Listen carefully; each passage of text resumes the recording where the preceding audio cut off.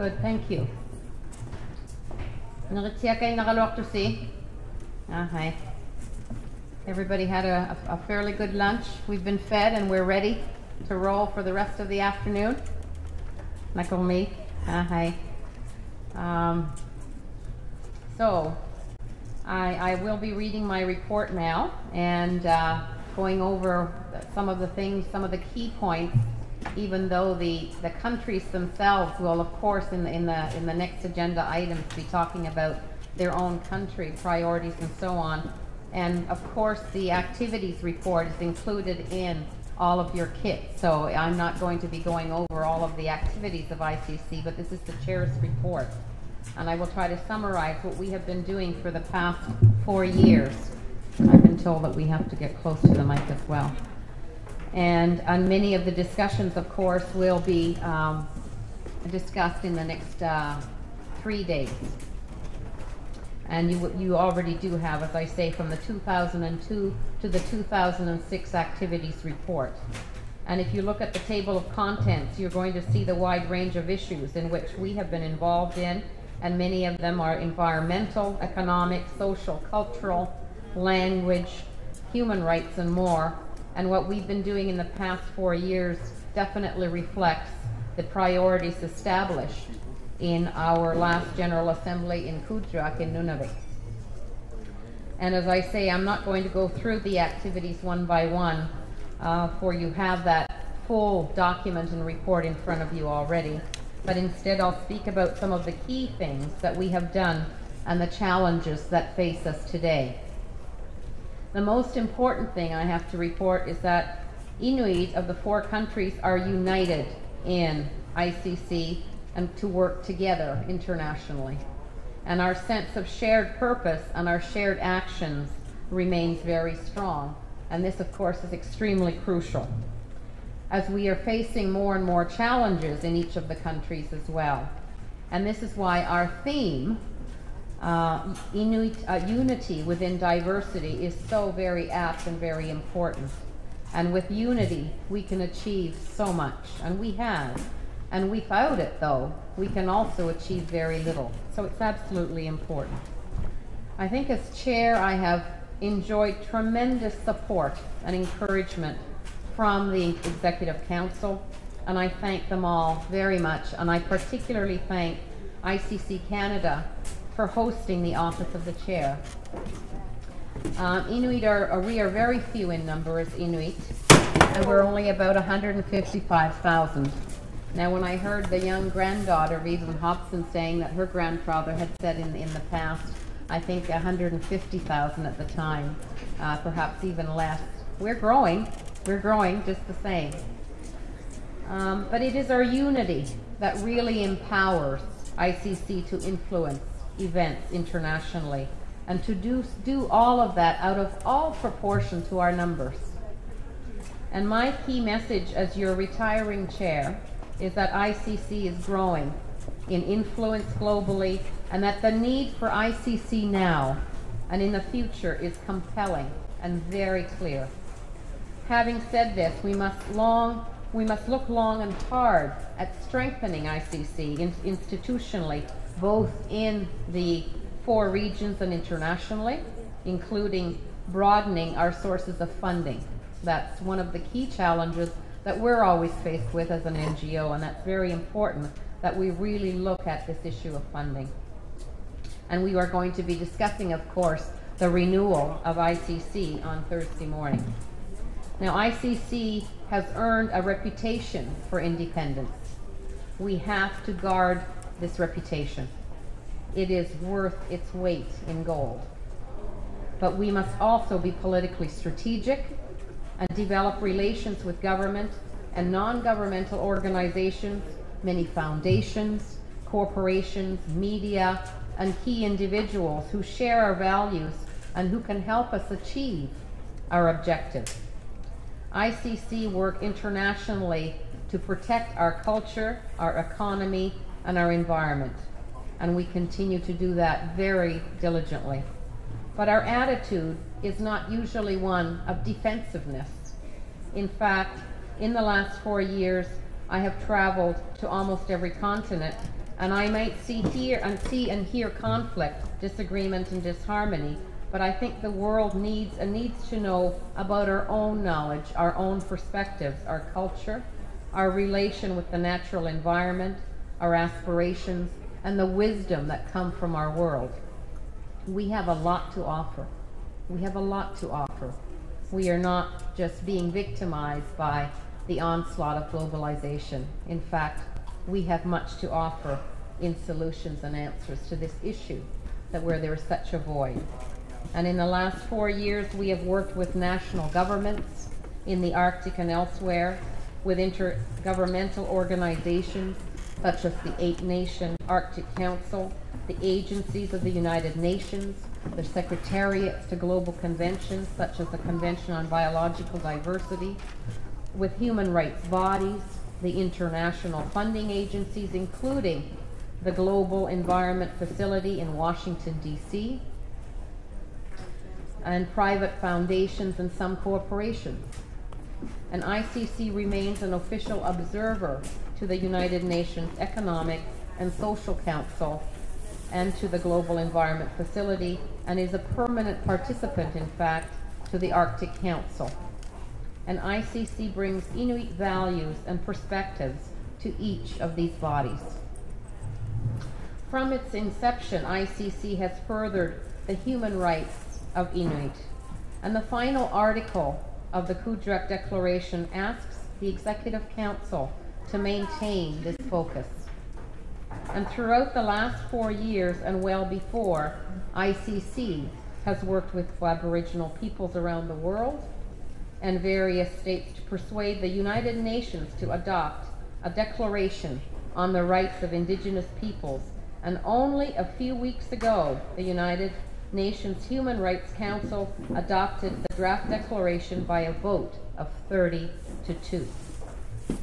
The document will be presented to the United Nations General Assembly for approval, hopefully later this year. It may not be legally binding, but it is it's very comprehensive in nature and is of great political and moral importance. And what we can do with it is to defend and further the rights of our rights and our interests nationally and internationally. And I think we all need to recognize and acknowledge that Aqaluklinga, Minnie Gray of Canada, Daly Sambo of Alaska, Violet Ford of Canada, Hjalmar Dahl of Greenland, and others have led very productively, very difficult positions, and conducted ICC's work on the draft declaration. And I want all of us to congratulate and thank all of them for a job well done.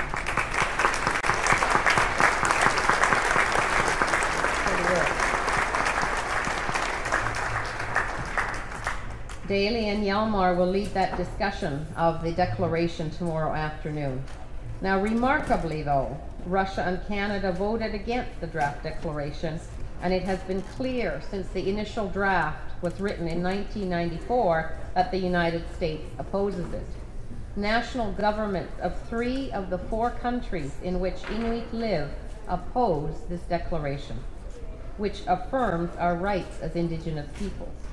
This is very worrying, but that fact that it has been adopted by the United Nations Human Rights Council is a major, major achievement for Indigenous peoples, including Inuit, and for ICC, which was not only heavily involved, but led much of the work involved in that process throughout. And I can't commend the team enough for what they have done on not only on behalf of our people, but the Indigenous peoples of the world. It is quite remarkable. When we met in Kuujjuaq, the UN Permanent Forum on Indigenous Issues had just been established, and ICC had lobbied for the forum for more than 10 years. The ICC Vice Chair for Greenland, Aqaluklinga, was nominated to be one of the 16 members of the Permanent Forum for 3 years.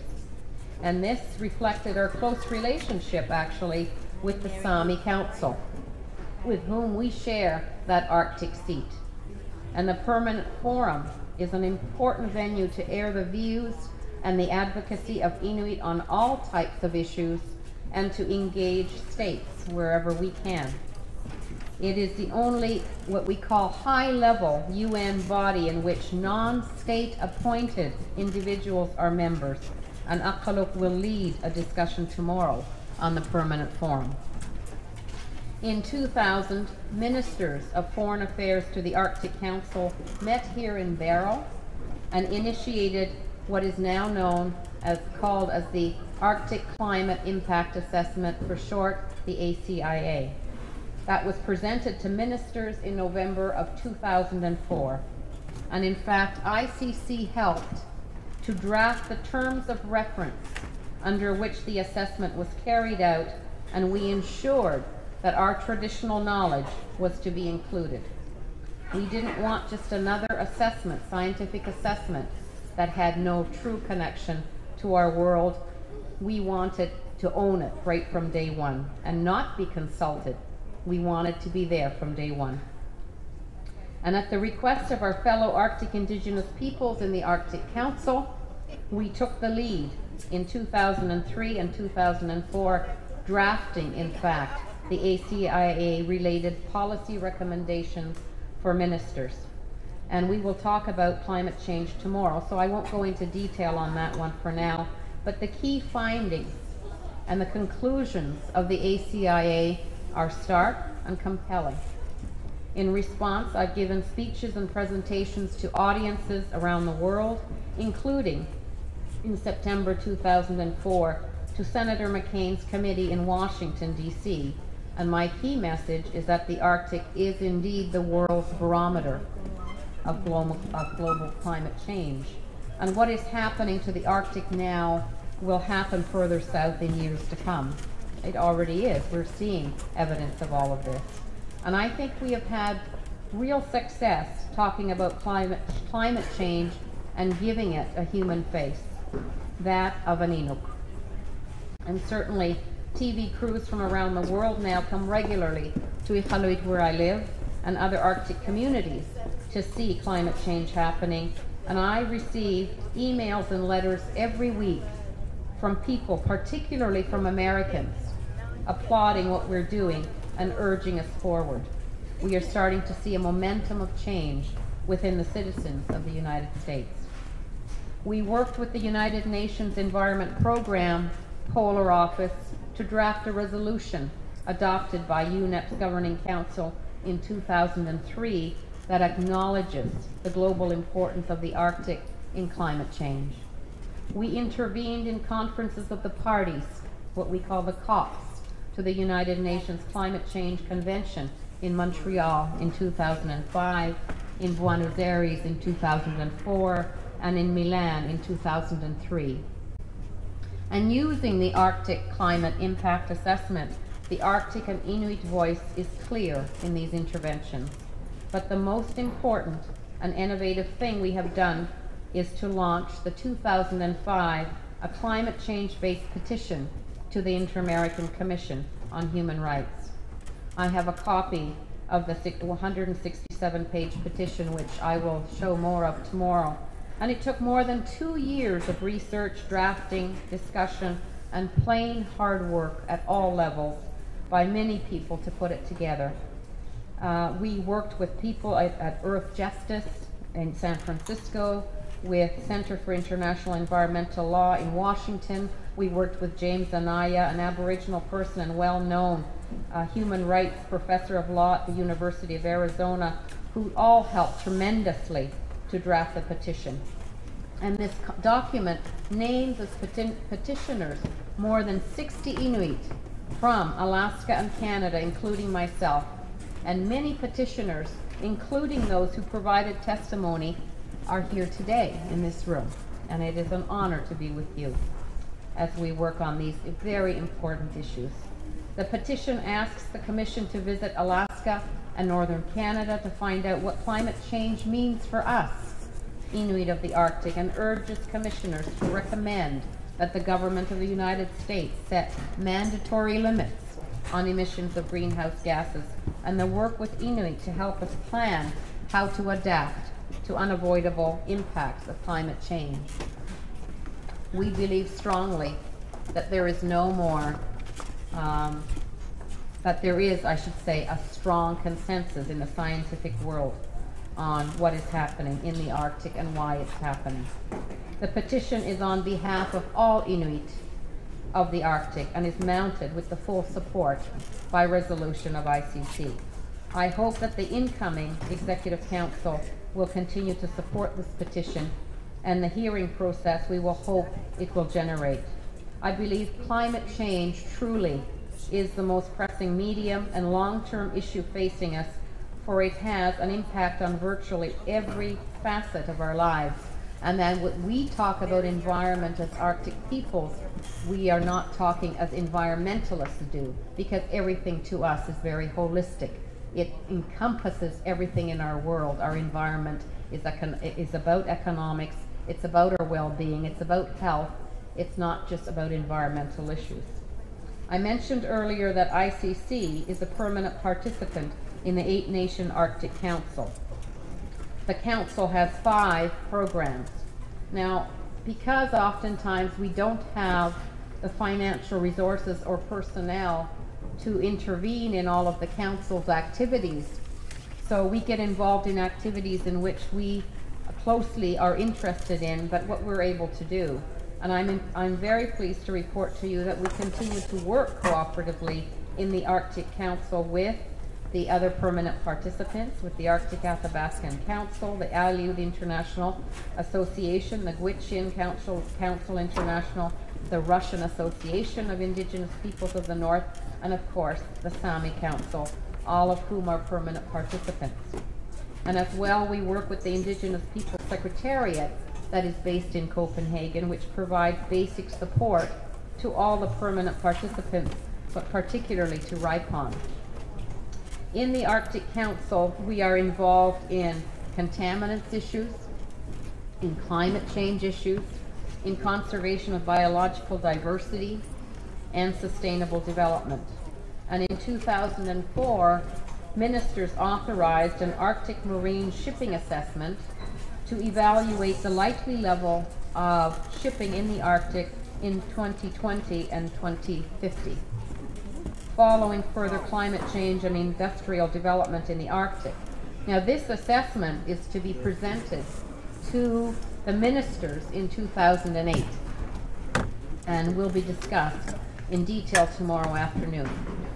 The United States and Canada, along with Finland, chair this assessment, and ICC has been very active in the last year on this file.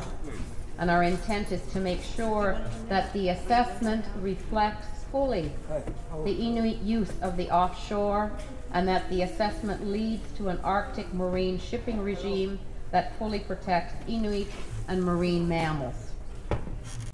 All of us are well aware of the growing interest of the oil and gas industry in the Arctic, which has been characterized by industry observers as the world's last great frontier for hydrocarbons.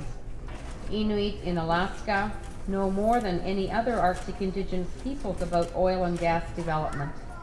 For some years, the Arctic Council has been preparing an assessment of the impacts, both positive and negative, of oil and gas development in the Arctic, and this assessment will be complete by next year, a little later than anticipated, but it will come. And it will be very interesting, I think, for all of us to be very heavily engaged in all of that. And ICC again has contributed immensely to this assessment, drawing on examples here in Alaska as well as in the Canadian Beaufort Sea region. And Dwayne Smith, president of ICC Canada, and Jacob Adams will be leading a discussion that includes oil and gas development on Wednesday, and we'll hear more. So I think I'm trying to keep my comments as short as I can today, because our agenda is going to move on. But I want to finish by congratulating again the Inuit of Labrador for concluding last year their land claims and self-government agreement with the governments of Canada, with Newfoundland and Labrador. And with this achievement, all Inuit in Canada have firm, constitutionally protected rights to land, to natural resources, to economic development, and self-government. Congratulations again.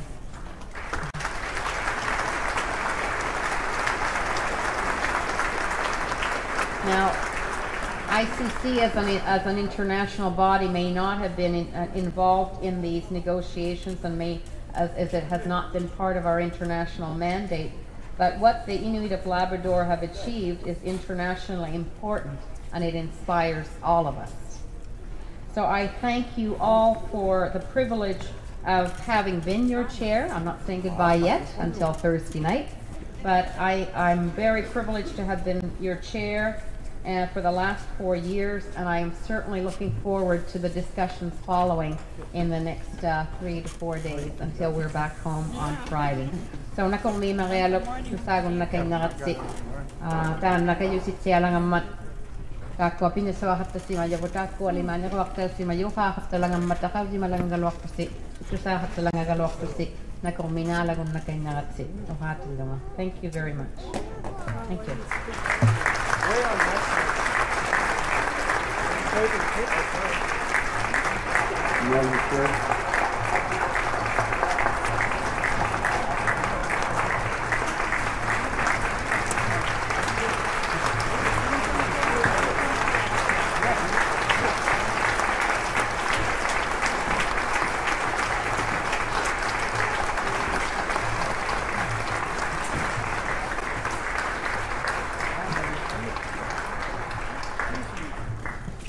Yes. Madam Chair, I'll move to accept the chair's report.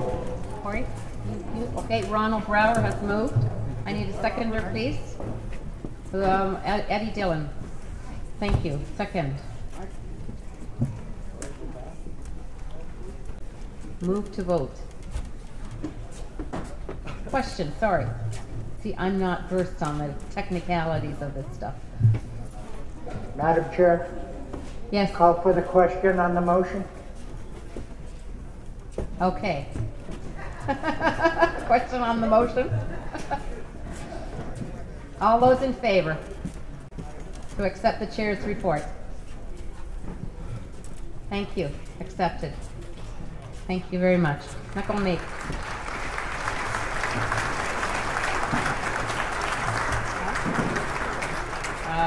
yeah, there will be the developments now. Oh, okay.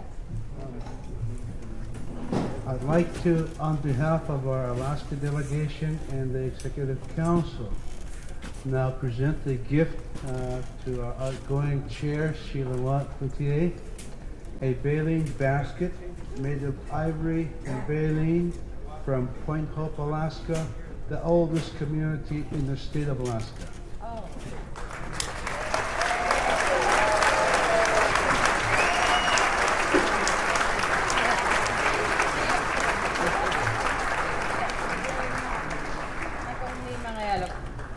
Atok ta kanyan lahat. Namalak to nga eh.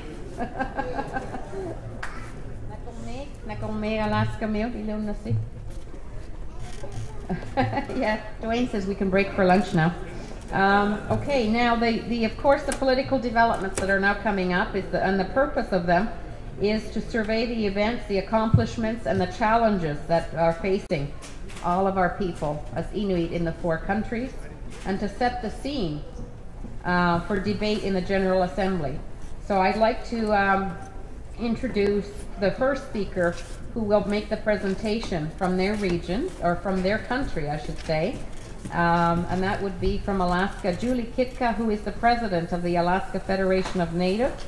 Julie has become, of course, an incredible